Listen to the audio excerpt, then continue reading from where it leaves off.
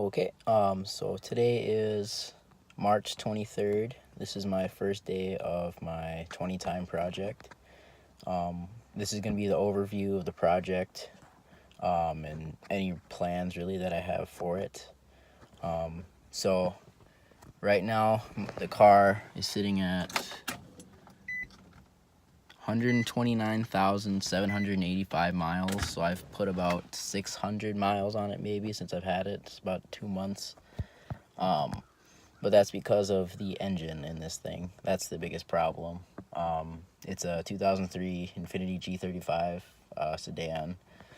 But yeah, like not a whole lot of miles, but the previous owner did not either put oil in it or he just beat on it really badly, which I think both happened. But because of that, there is a random misfire in the engine caused by the piston rings, which they seal the cylinders basically and give it compression and power. But really, that's the only thing wrong with this car at the moment, other than a little bit of rust, and that's really it. Really, that's the main goal of this will be to rebuild the engine and replace it back in this vehicle so I can have some fun with it. But I'll do a little bit of modification along the way, like this right here is an oil catch can. I took it out of my other car. These Infinitis are known to burn a lot of oil, so that is the reason behind this. It connects to the crankcase ventilation system and catches oil that goes through the crankcase, keeps it from going back into the intake and burning it, which, I mean, it's not going to do a whole lot. I mean, it will, but yeah, these things are notorious for burning oil, so that's a cheap little mod to do.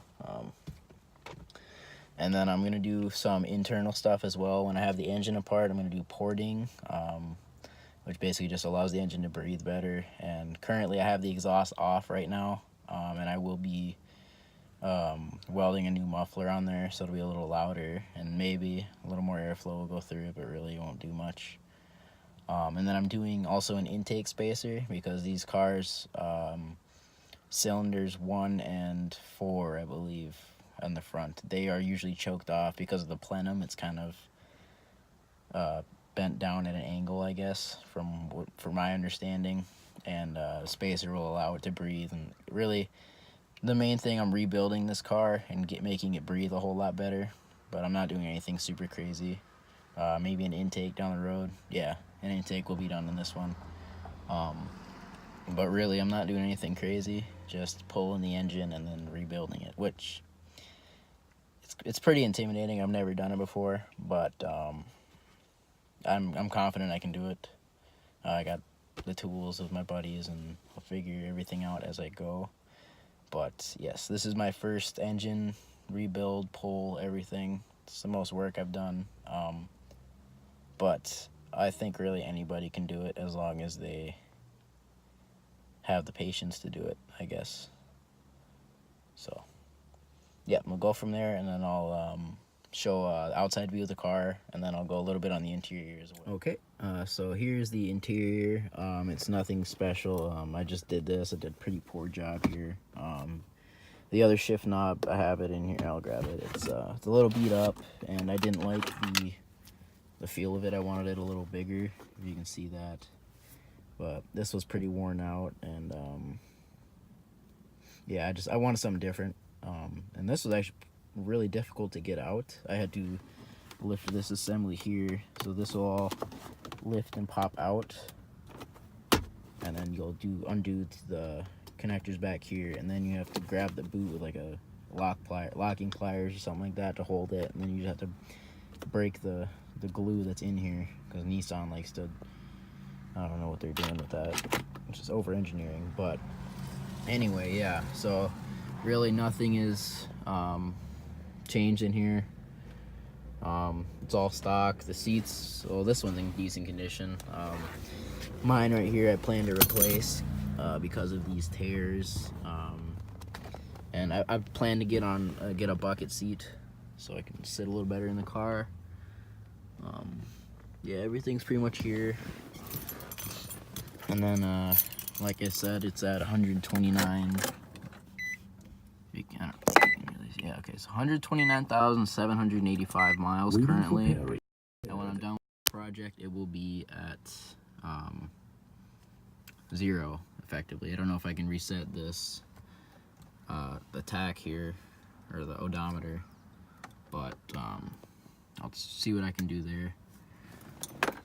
Yep, that's the interior. Nothing fancy. Got an extra set of tires back here. But yeah, it's real simple. All right, so here's the outside of the car here. Like I said, nothing special. It does have aftermarket wheels, but I don't know what brand they are. They're the same as the stock wheels. They're 18s. But, I mean, I think they look a little better, but really, if you look at this car, you can never really tell. Like, they look stock unless you know what the stock wheels are. But yeah, I mean, overall, it's a pretty clean shell. Yeah, this side there's hardly any rust that you can see externally, like on the car. It's mainly on the bottom where all the rust is, and then you can see down here. Maybe not. Yeah, I took the whole exhaust down, so it's more or less straight pipe from the cat's back. But yeah, not a whole lot of rust here. It's all mainly back here along the fender or the quarter panels, and then some up on the fender. Brakes are pretty bad, but those will be replaced as well because the car is gonna be fixed up. But yeah, right now I have the front bumper taken off because I don't remember what I was doing to it, but yeah, that I decided just to leave it off because the bracket for mounting it itself, which would go right in here, it was kind of rusted, at least on this side, and I just figured I'm just gonna leave it off because it's not gonna go anywhere. And then I used to have fender liner here, but 2 days ago I was on the freeway and it just kind of got sucked off and flew off. It didn't hit anybody or land anywhere in the way. I didn't want to go get it because I don't know, it's not really important to me because this won't really be a winter car. It'll have a bash bar in the front and everything. So yeah, the front end will change. I'll get rid of all this.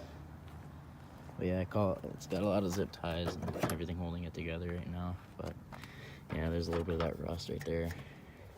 Maybe I can Bondo that. We'll see if I get the time. But I'll go to the engine bay.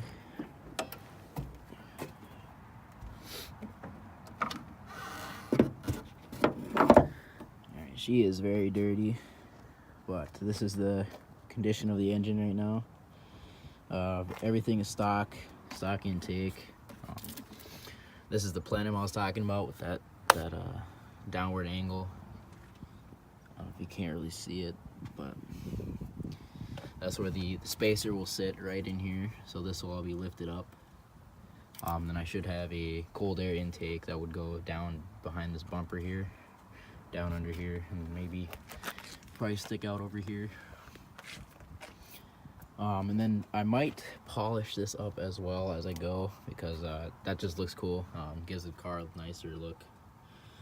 But yeah, really this car it's perfectly fine other than the piston rings, which is terrible to say because you have to rip the entire car apart just to do those little pieces. But I'm excited to do it. This is where we'll focus mainly when taking it apart. We'll have to drop this whole front assembly here, the bumper as well. The headlights will come out, and then there's a sub mounting system behind everything. So this will all lift out, and then there down here, the radiator and the AC condenser, everything will come out, and then the engine will slide forward and out this way. I think we can leave the transmission in. From what I've heard, the engine removal in this car is very simple, straightforward, easy to do if you got the tools. But yeah, that's condition of the project right now. I'll start it quick just so you guys can hear that it is running now, but not well. So yeah, I'll do that now. Okay, so the car is warm. It's about op temp. I just got home from work, so it's warmed up. It's got good fuel pressure. Everything works the way it should. Yeah, you'll be able to hear it when it's running. It doesn't run correctly, and it's very loud. So if you notice, the idle is kind of inconsistent. Right now it's adjusting now, but yeah, you'll notice it's going to keep dropping and dropping. And we'll go to the outside of the car here. It's where you can really hear the problem.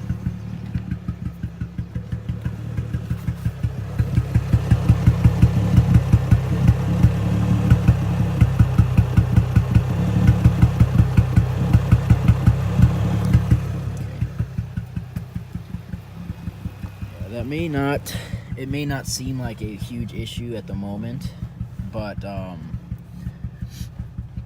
when this car is driving, there is a massive loss of power.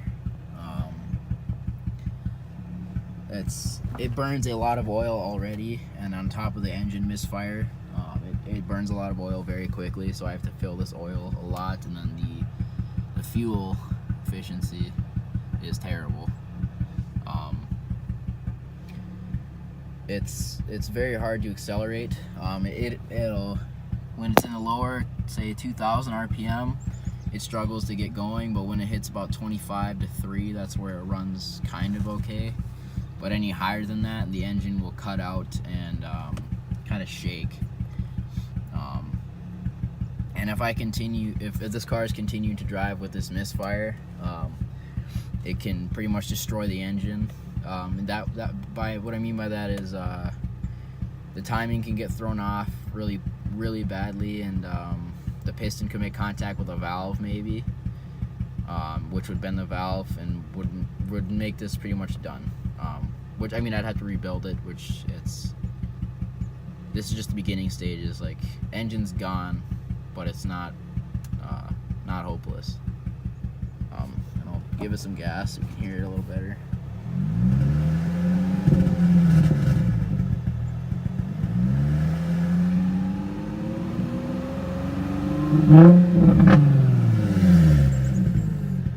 And it sounds good until you really listen to it, and you can tell I'm shaking as well because the car is shaking.